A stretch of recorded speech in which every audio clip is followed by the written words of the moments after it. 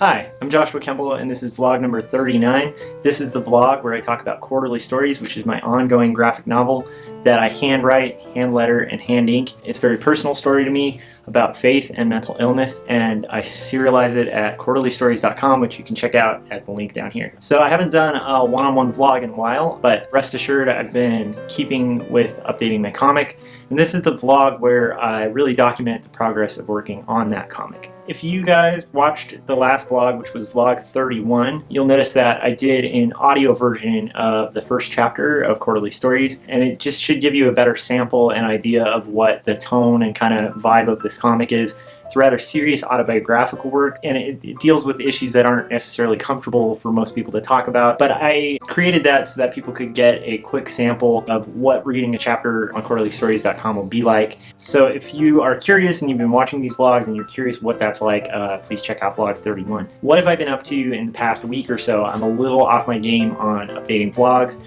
and so my goal is to hopefully get back into a consistent, steady flow of vlogging as well as creating comics. One thing that I've already built as a habit that I've addressed before on this vlog, and I'm a really big fan of, if you have something that you want to accomplish, basically taking a big project like having a weekly vlog or cleaning my backyard, or in the case of this vlog, what it's about, making a graphic novel, that you do it in little micro sections on a daily basis, even if it's like 30 minutes, 15 minutes a day, carving away little bits at a time. I've already built that habit with comics. It's very easy for me to continue and spend my 30 minutes a day on comics. What I haven't really built that habit entirely with is this vlog. So I am really hoping to get back on the horse and spend at least 15 minutes a day editing these videos and keeping them coming out. So the last time I talked to you guys on the vlog, I had finished page 38 of Quarterly Stories.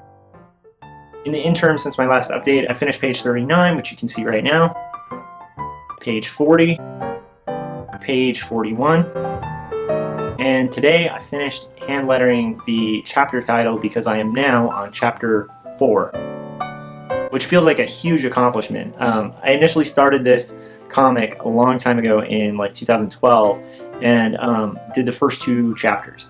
And so one of the things that I started around a little bit before I started this vlog was I started tackling graphic novels again. I had spent a long time not working on creating or writing my own material because I had a son, and those first 2 years most of my concerns were just frankly keeping him fed, keeping him alive, really thriving at my day job, and just kind of getting the hang of being a new dad. But once I was able to carve out a little bit of time a day, and I started carving out about 30 minutes a day, I started getting knee deep in this graphic novel that's really kind of my baby. So anyhow, as you guys know, if you've been following this vlog, I also have been doing these little filler strips. They're kind of like little 3-panel strips, and I've done a ton of those since the last time that I updated, so I'll show this to you right now.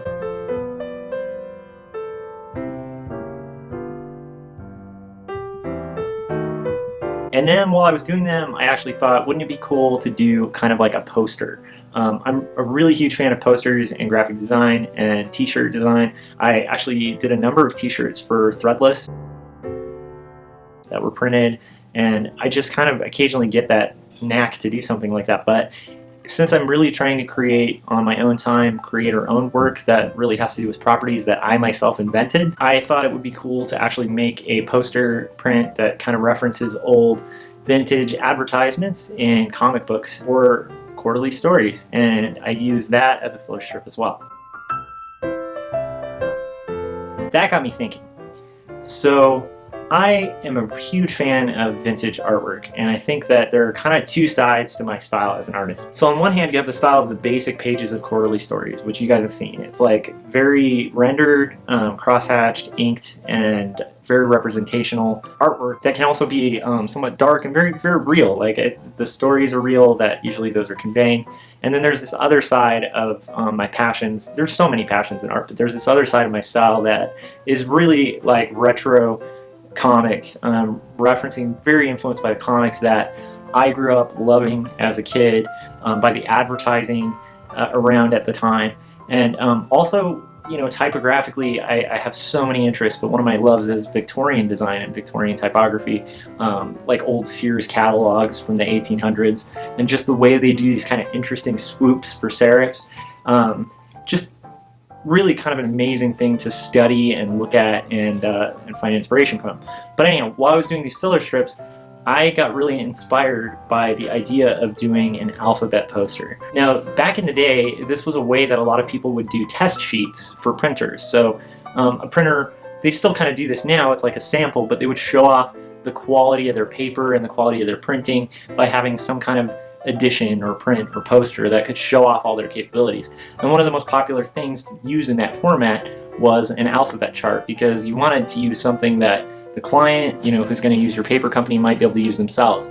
And an alphabet chart, since people have kids, it's a fun way for a graphic designer to show off their typography skills, to have a graphic that people might want to hang on their wall or on their kids' wall, maybe have your little company name at the bottom, and then at the same time show off your amazing print quality by having like really fine papers like French paper and really great dyes and colors. I don't want to get too heavily into the history of like alphabet posters, posters of the English alphabet, but you should check it out. It's really cool. If you look up vintage alphabet charts or posters, they're just really inspiring and funny, and there's something kind of quirky about them.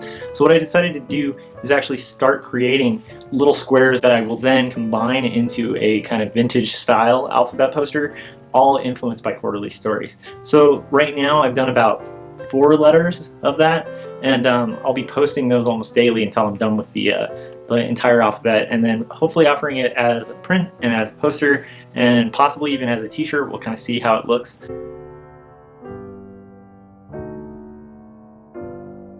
This vlog is going a little long, and I know a lot of this is exposition and you guys want to see action. I am planning to get right back on the horse of showing process videos, doing some tutorials, explaining my process, possibly doing some more audio comics, and I plan on being much more consistent with updating this vlog. So for those of you who've subscribed, I really want to thank you. It's neat to see that subscription go up. For those of you who've commented or liked or shared my videos, it really means a lot, and I want to actually start pumping out more content and good quality content as a thank you for you guys taking the time to actually watch these things, to subscribe, to have it in your feed. It's just, it means a lot, and I know that I probably strayed a little too long since my last update. Regardless, I will be back at it, and if you can, go to quarterlystories.com and check out the website.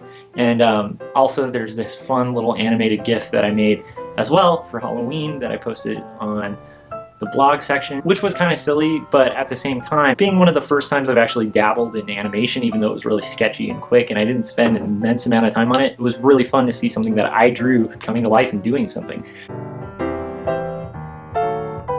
Thanks. I will talk to you guys next week.